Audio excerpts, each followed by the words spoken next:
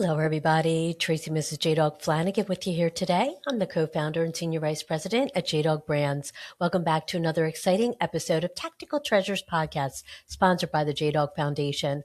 Our podcast gives the military community a voice in the veteran space to share their stories of service, how they continue to make a difference in civilian life, and they share with me a tactical treasure that has shaped their journey in their military career, business, or life. Today, I am honored to speak with Allison Burton, who is a military spouse, writer, and fierce advocate for the unseen battles military families fight every day. Through her upcoming book, Silent Ranks, Loud Burdens, she pulls back the curtain on deployment, PCS chaos, identity loss, resentment, and the emotional labor that defines life on the home front. Allison brings both heart and heat to conversations about resilience, leadership, and the systemic gaps that leave spouses carrying more than their share. With honesty, grit, and a touch of sarcasm, she's on a mission to turn isolation into impact and frustration into forward movement. Hello, Allison. Welcome to the podcast. And thank you so much for your service and your husband's service to our country. Well, thank you for having me. I appreciate it. I'm excited for our discussion today. We have a lot to talk about. I do have a few questions first before we kind of get into, the great stuff that you're doing right now. I Okay. would love to know how you met your husband. Was he already Oh, serving or? technically, yes. We met in college. So we both went to the University of Tennessee at Martin, and we were both working in campus recreation. So we both have a love of sports and grew up as athletes. So that's technically where we met. He had already done basic and AIT. He kind of did things backwards because he did those, not really sure what he wanted to do. And then he went back to college the second time to do ROTC. And that's when we met. So he was a National Guard member at the time, but then became active duty right before we got married. So it's been a journey. We've been with each other a long time. Right. Wow. So you're very involved in the military spouse community, especially where you're located right now in Fort Leavenworth, the spouse clubs and all that stuff. And you've sought to be a voice for the voiceless. Can you speak to me a little bit about your work with CASA? Yes. So I worked with CASA for about 15 months, maybe a little longer than that. So I've always been to my core someone who wants to speak up for those who can't speak for themselves, whether it be because they're children and they don't have that ability yet, or it be because someone's too afraid to. So with CASA, I was the volunteer recruiter. And in that role, I was going out into the community and I would tell people, whether they be at banks or churches or businesses or other nonprofits, what CASA does. And they help children that are abused and neglected that are going through the foster care system.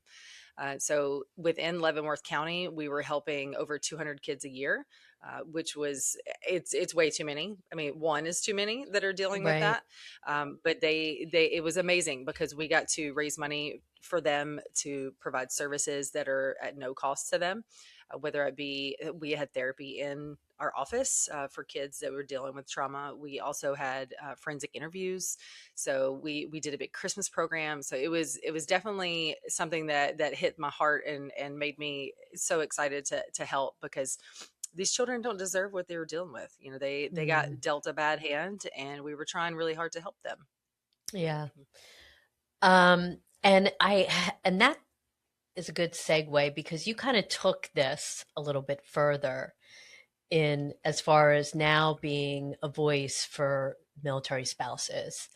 And you guys are kind of the unsung heroes of keeping it all together and, really running the home front, while your spouse is deployed downrange or what have you. And so now you've become a voice for military spouses. And I would love to hear how that came about. And because now it's kind of sort of ushering you in to authoring this book. So I would Mhm. love to hear how all this got started. Oh, um, truthfully, it's kind of a long story. Well, not really. I've always been the person in a room that's going to say the thing that nobody else wants to say. I've been that way since I was a child, really. My dad used to joke that I could talk to a fence post. Like I can just talk with anybody and everybody. Oh. Um, it just also you get to a point in your military spouse career, that you've had enough, if that makes sense. Mhm. When I got married, I was 25 years old, so not quite a baby, but still very young, and very immature to the world. And I grew up and lived in the same town my entire life, so it was definitely a eye-opening experience, to travel the world and see things that were totally different than what I grew up with. um, but you see a lot of things, and I've experienced many things with my husband and without my husband that I'm not the only one. That's the biggest takeaway here Mhm. for military spouses, really, for me, is you're not the only one. It's okay to hate where you live, because it happens. It's okay to hate the military and the mission. I say hate, that's a very strong word. To dislike the military and the mission, Mm. but still love your soldier or your airman or whoever you're married to. You can feel both of those things at the same time. So basically, getting to a point where it's like, okay, we are screaming into the void and no one is listening. And I'm trying Mhm. very hard to create some waves, and get people to listen, because the things that we deal with as spouses, they're never talked about on a public platform. They're really Right. not. We talk about them in our home. We talk about them in the driveway when we're waiting for our kids to get off the bus. We might text about them in our group chat, but it doesn't go further than that, whether it be because of fear of retribution or, just we don't have the opportunity to speak about it, and nobody Mhm. seems to listen. So that's kind of where my platform came from. My tagline is because somebody has to say it. And I live by that, because it's time that somebody said it. And whether someone's been a spouse for 5 months or 25 years, we're all dealing with the same thing over and over and over and over and over again. So that's kind of where it grew from. A lot of anger and a lot of resentment and a lot of frustration. And I've worked through those feelings, and I'm trying to make it a positive experience, to teach Right. people, you can feel these things. Like, it's 100% normal, but we have to talk about it. Yeah. Yeah. Um, and I know that your book kind of started as this rant and now has really morphed into um, talking about the issues and trying to come up with resource and solutions. Correct? Yes, yes, that's correct. Last May, oh my gosh, it's March. Wow, it's almost been a year. That's crazy. I sat down, and if you've seen that angry meme of the person typing like really aggressively, that was me, because my Hmm. husband was deployed at the time. I had a full time job. I had both my kids, so I was default parent, for pets and children, and everything was just balled up, and it had been for almost 20 years. So it was damn the man, and I can't believe this, and they know better, and blah blah blah, and all that stuff came out, which was very cathartic, to get it out and to verbal Sure. vomit, if you will, onto a Yeah. document. So it definitely it started there, but it's morphed into something a lot more productive. So it's not just we're going to set the world on fire and walk away. It is, well, I might light a fire here and there, which is good, but we're going to talk about it. We're going to have an honest, open conversation that maybe we can come up with a conclusion, and a productive one. But thanks to my editor, who is phenomenal, she is working with me to make sure that it's not just every other word is a bad word and we hate everybody and everything. Ah, I Even love though it. sometimes we do feel that way. We do Yeah, feel that, sure. and that's okay, but we don't want to just stay there. Yeah, right. I get it. Um, so do you have a title for the book? Right now, the title is Silent Ranks, Loud Burdens. That Mm. is, it's stuck with me since the very beginning. Don't know if it'll change, but right now that is the title. I think that is perfect because when you think about it, the military spouse is the silent rank. Mhm. that carries such a load. And I think you're right, Allison. It's not talked about. How does the military spouse get a seat at the table to say, this is what we're going through. We need help. We need resources, all the PCSs. And I mean, I know that some some have food insecurities. Mhm. I mean, the list is long, right? The list is long, yes. It's too long, and I write several times in my book, or at least once for sure, but I post about it all the time. We if leadership, whether they be former military, whether they be active duty military, it doesn't matter, are making decisions about families and things that affects families, then families need to say. We need to be included in the conversation. We need to be asked what's really going on. You have a friend that's Right. like, hey, how are you? They send you a text, how you doing on this Friday, whatever. But the ones that really say, no, how are you really doing? Like, are you really okay? Like, we don't get to have those conversations because we're Hmm. expected to always be okay. We're expected to shoulder the literal deployment and all the chaos that comes with it without saying anything. And it's hard. This life is very difficult, Hmm. and I'm trying very hard to methodically work my way around this system and be like, someone has to listen, because there's too many people that are suffering. There's too many wives that are burnt out. There's too many Yeah. men and women, male and female spouses, that are Hmm. struggling hard. And it shouldn't have to be that way.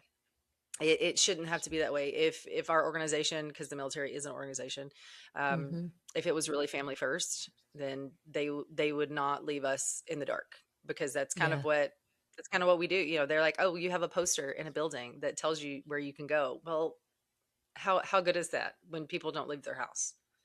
Right. Yeah. So Yeah. there's a lot of challenges. It's like an onion. There's lots and lots of layers to it. Hmm. Um, but I'm hoping and praying that between podcast interviews and whatever websites I can speak to, and hopefully get my book in the right hands, Hmm. to make a difference. It is written from as if you're speaking to me, so I'm not a literary professional person, so it reads Hmm. like a conversation. All right. But I'm hoping that it gets to civilian people that maybe they're clueless, and it'll help them out. Yeah. I think, and I I agree that I don't think civilians understand, the sacrifice that not only does the service member make by signing on that dotted line and all that it entails, but the entire family, including the spouse, everybody serves. And they all serve in a different way. And there's challenges. I mean, I'm a civilian. I am being immersed in the veteran community because of JDog in our business. And even with this podcast, I've spoken to so many people from different parts of the military community, and I've learned things that I never realized, and especially with the Mhm. military spouse, and all that, the challenges that you ladies have, and really how the resilience and how strong you are and courage and everything. But it's hard. It's a hard life, and you know, I think it's amazing that you're working on this book, and you know, it. You're right. Somebody has to say something, right? And hopefully Yeah. it can get to the right people. Um, so, do you know when it'll be published? The goal is the end of 2026. Okay. It could be January 2027, but we are right in the middle of the developmental editing process. So right now I am working very diligently on revamping, if you will, a chapter on finances, which is not a fun topic for anyone to write about or read about, Oh or yeah, right. however, it's crucial, because the salary that some of our service members bring home is it's not good enough. Like that's just, there's no big words needed there. It's not enough. Right. So that Sure. is, I'm doing my due diligence, and I'm making sure that I have accurate information, because I can feel one way and someone down the street can feel another way, but the statistics back up my opinion. There are so many things that are missing, if you will, for some of our service members. And you spoke about food insecurity. It's huge. 1 in 4 military families have food insecurity, and Right. that is mind blowing to anyone who is within the military and outside the military. But it shouldn't be that way. That should Yeah. not even cross our minds, that we have service members that are barely living above the poverty line, and it's just disgraceful to me. And It I'm is. doing Yeah. everything that I can to be as respectful about it as I can, but at the same time, like, my real attitude is, how dare we, how dare we Right. do this? Hmm. But yeah, there's a lot that goes into writing a book that I wasn't aware of, but it's been a challenge. But my Hmm. editor is amazing, and we chat multiple times a week.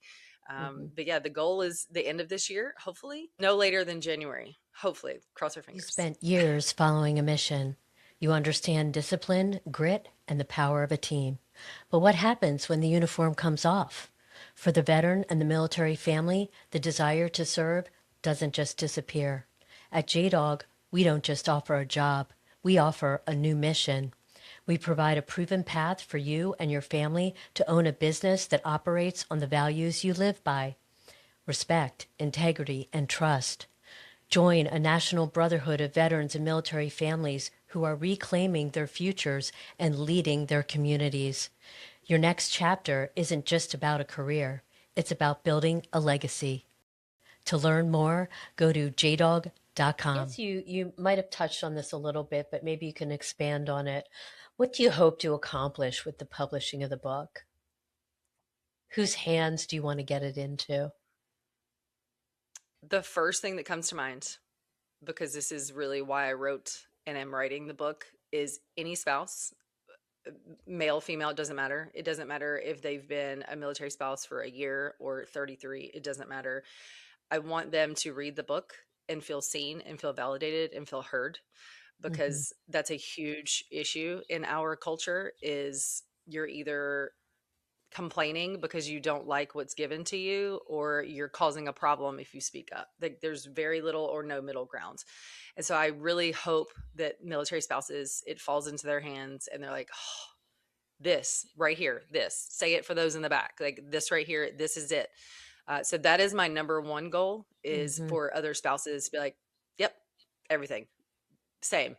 The next would definitely be change makers and leadership, whether they be congressional leaders, whether they be state Right. representatives, whoever they are. I need them to understand exactly what we deal with. And again, I can't cover everything, because then it would be an encyclopedia situation, and I don't have time for that. Yeah, But right. And you want them I to want actually read it, right? Yes, yes. We're not just going to use it as a reference tool. Like, I need Yeah. you to actually read it. But I definitely want them to have an actual real account of what we deal with, because you see social media and it's a highlight reel. We're like, oh, we're so excited that we're moving, and Hmm. you don't see all the other things. They Right. don't know about the tears in the bathroom. They don't know about the goodbyes on the front porch. They don't know those things, because they've never, quote, literally put on the boots and lived the life. So for them to understand Hmm. exactly what's going on without it being wrapped up in a pretty little bow, because our life is absolutely not wrapped up in a bow. It is Yeah. chaos, put together with duct tape, is what it is. And I need them to understand that, and to have a first hand view of what's going on, and the things that aren't said out loud. Hmm. Yeah. And so I'm interested in asking this question. Do you think it's different when you look at an enlisted as opposed to somebody who's in a higher officer type rank? Do you uh, are the problems just across the board from what you've seen? I will say there is a difference. There's going to be a difference because there's a Hmm. pay difference. So that is Right. the obvious answer. Hmm. However, pay scale aside, because that is a very, very clear answer that our Hmm. privates don't make what a general makes. That is, the responsibilities are different and the expectations are different, the ages are different. So those Hmm. things are, that's comparing apples to oranges. Hmm. However, outside of the pay scale, we all deal with the same things, and the only difference is our houses are different sizes. We all deal with PCSs, we all deal with broken furniture and people coming in to steal our things when we move. We all deal with TRICARE and the nightmare that is dealing with TRICARE. Like, we all, every one of us, I myself am an officer spouse. I still deal with employment issues. Every single spouse is going to deal with employment or Right. unemployment or Yeah. underemployment issues. Hmm. So yes, we all deal with the same things. They're just slightly different depending Hmm. on what rank or grade your spouse is. Um, some people are lucky and they don't have these issues, and God bless them. They are a unicorn, and I I wish there were more of them. And you'd probably But love to meet that unicorn, right? yes, yes, 100%. I will gladly put your face in my book if I can find you. Oh gosh. Wow. Well, I think this is amazing that you've taken your dislike, your upset, your whatever, and you've tried to roll it into something positive and productive, because it sounds like that's really what needs to happen. And I really hope it gets to the right people. And as you say, um, I hope spouses, read your book, because then they'll know that, oh my gosh, I would love to have said that, or I'm not alone. The fact that I'm Yeah. thinking this, oh, it's okay, because Mhm. I'm not the only one. So I think Yeah. that's really important. So that's amazing. Um, Allison, so we've come to the time in the podcast where I have to ask that question, because we are Tactical Treasures podcast, right? So Okay. I would love to know, what is your tactical treasure that you would love to share with us today? I remember you bringing this up the first time we spoke, and I've had to do some thinking because there are several things that I would like to say. However, I feel like the biggest one is resilience isn't about being fine all the time. We are labeled resilient spouses and resilient children and resilient this, and they love that word, but it does not mean that you're fine all the time. It's okay to not be okay sometimes. Hmm. Yeah. That's where we have to find our village. The public perception is we have to be fine all the time, and we are fine all the time because, oh well, your soldier just left. What other option do you have? That's the internal pressure. Like, we have children, Yeah. we have a Right. life, we have a home. But resilience, it doesn't mean that you're fine all the time. I will gladly talk to people about the times that I have not been fine at all. But we have to be able to say that out loud and give ourselves grace that Mm. it's hard and it will get better.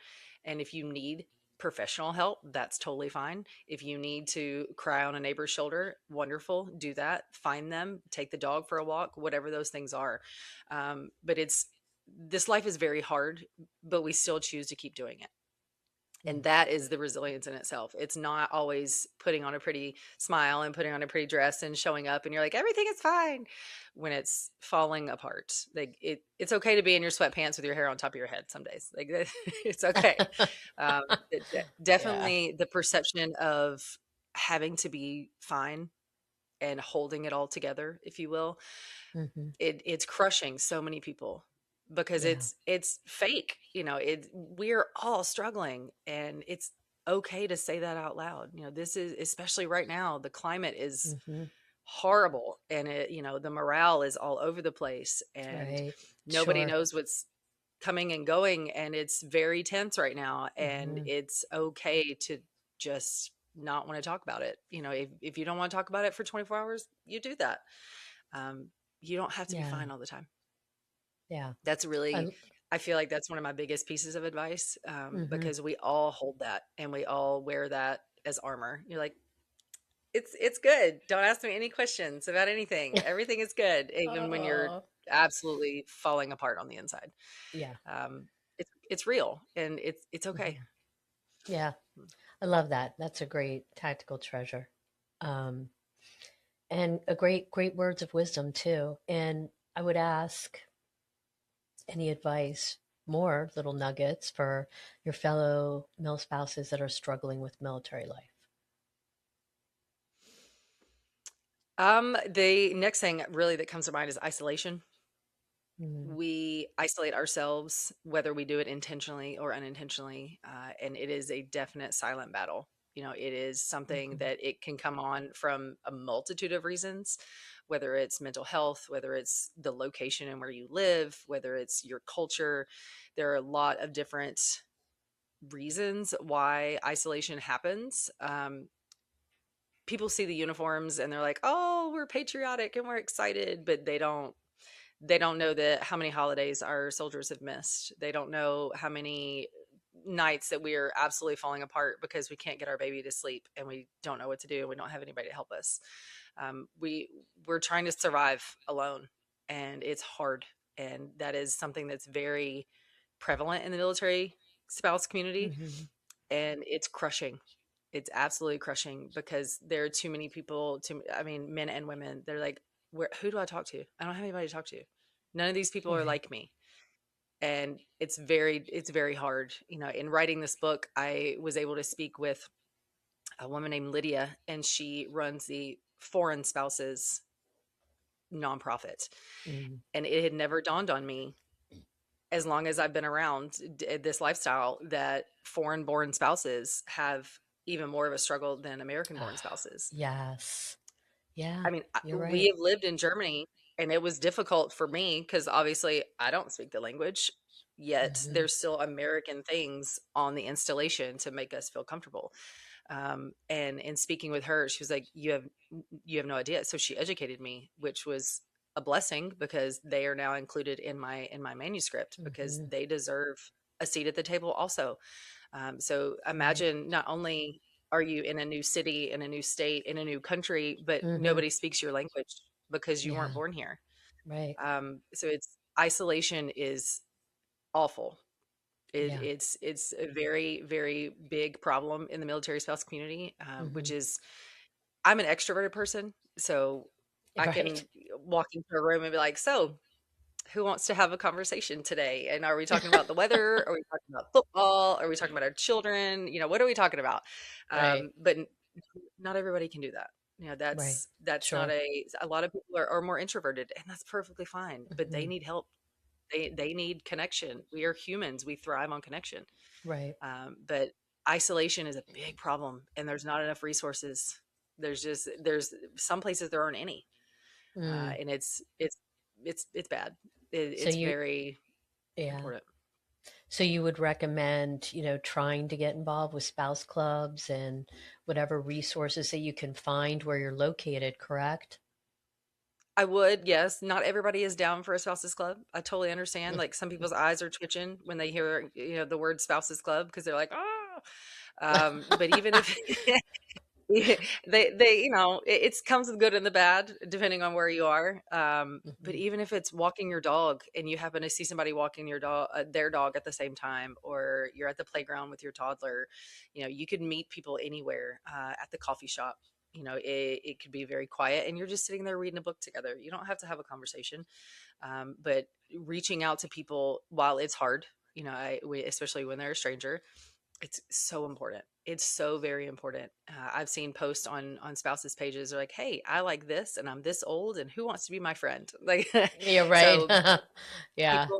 people want that. They need their village. So Mhm, my encouragement would be to try to find that village, even if they're online and you have to do a virtual meeting. Like, right. at least you still Sure. have camaraderie of some point. Yeah. So, Yeah. mm, Great advice. And I've been to your website and I love what you've done with it.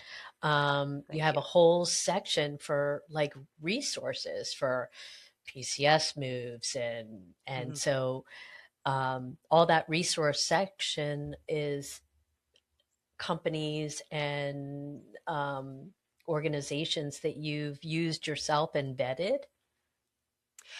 I haven't necessarily used them, but I have vetted every single one of Hmm. them, yes. So Okay. they are either a friend of a friend, or maybe I know the people personally, or Hmm. I've dealt with them in one way or another. So they are not people that are going to take advantage of our military Hmm. community. They are helpful. They are 100%, and I just, a lot of times people don't know where to go, and Right. Hmm. they're like, I would love to have help, but where do I go for that help? Well, I'm Hmm. just, the links are on my page. You Hmm. don't have to spend hours Googling it. I already did that for you. So I'm hoping, and obviously if someone out there has a business and they want it to be listed on my website, please reach out to me, because I would gladly put whatever it is on there. I want our service members and their families to have help if they Hmm. want it, and know that there's no judgment. We all need help, Right. whether it's, Sure. PCSing with a pet, or if it's food insecurity, or if it's because you have a foreign born spouse and he or she needs to be in contact with somebody. There is a multitude of resources on my website. Right. Okay. That's awesome. We'll make sure we get the word out. Um, so that's a great segue into what I was going to ask next, which is how can people find and connect with you? And where can they sort of find out information on your website and keep an eye on the book launch? Good question. So my website is allisonburton.co. So there's no M Hmm. on the end. Evidently that Hmm. was already taken, which was a sad day for me, but that's okay. I'm also on Facebook. So it's just Allison Burton author. On Instagram and TikTok as well. It's my name, so it's just Allison Burton, and then some difference of author and speaker, because every platform is a little different, but they all have my name on them. I am trying to post updates about my book as they come. Right now, I don't have any, but maybe soon. But I always am posting weekly things that I want people to interact with. Thoughts that they might have on this, or a lot of it. I try to put comedy into it because our life is difficult and we need a laugh. Yeah, right. But there are some things that are serious, and I'm like, hey, how many? For instance, last week it was, how many zip codes have you lived in? Oh my And there gosh. were, I think the highest one was in the 20s, Oh wow. Yeah. which was Oh. crazy. I mean, yeah. So I mean, things like that. But I would love a follow. People are welcome to email me as well. My email address is on my website. I love to hear from spouses. You don't have to make a public declaration of anything if you don't want to. My inbox is open. If you have experience, if they have experience on something and they're like, hey, I would love to talk to you about XYZ, great. I would love to have those conversations. So I just want people to know that it's a safe space to say what they need to say, because I'm not judging. Like, there's no judgment here. It's hard. it's Yeah. it's really hard. Well, that's awesome. We'll be sure to get the word out. Allison, thank you so much for coming on and being honest and sharing everything that you shared. And I really appreciate the work that you're doing, and, saying the things that need to be said and putting a book together. And I wish you much success with that. And thank you Thank so you. much for your time. I appreciate it. It's been an honor to be a guest, and I really appreciate being here. Thank you. Hello, viewers and listeners. Thank you so much for tuning into this episode of Tactical Treasures Podcast. We've just finished up a very enlightening conversation with Allison Burton, who is a military spouse, writer, and fierce advocate for the unseen battles military families fight every day. She has an upcoming book called Silent Ranks, Loud Burdens. For too long, the military spouse experience has been tucked behind a highlight reel of homecoming videos and the constant pressure to stay strong at all costs. This book pulls back that curtain. It offers an unfiltered, candid look at the emotional and logistical realities of this life, from the invisible labor of solo parenting and the exhaustion of PCS moves to the systemic gaps in housing, healthcare, and spousal employment. Silent Ranks, Loud Burdens is more than just a memoir. It's a collection of shared truths and personal stories woven together to reflect the mill spouse's collective reality. It gives language to the thoughts so many mill spouses have, but rarely feel safe saying out loud. The resentment, the isolation, and the weight of the silence itself. This isn't just about sharing frustrations, it's about turning them into forward movement, validation, and real reform. Keep an eye out for the release of Silent Ranks, Loud Burdens. It's time to stop carrying these burdens in silence and start turning them into a loud call for change. To learn more, watch for the book launch and for a well of resources, go to Allison's website, AllisonBurton.co. And Allison is Allison. To reach out to Allison if you are a military spouse and you need her assistance, email her at helloallisonburton@gmail.com. Again, thank you for tuning in. Don't forget, you can find Tactical Treasures Podcast on all your favorite podcast platforms, American Grit, and on our website, tacticaltreasurespodcast.com, as well as our dedicated YouTube channel. We are now airing on Reese Across America Radio on Wednesdays at 5 p.m. Eastern and Saturdays at 10 a.m. Eastern for the encore. You can also find Reese Across America Radio on the iHeartRadio app, the Odyssey app, and the TuneIn app. We are also proud to share that our JDog Foundation is a Reese Across America sponsorship group. For each $17 Veterans Wreath you sponsor, $5 goes directly back to the JDog Foundation, whose mission is to prevent veteran suicide and heal veterans' mental health and PTS. You can donate right now at reaseacrossamerica.org/JDog. Thanks for tuning in, and we'll see you again on another podcast real soon. Bye-bye now.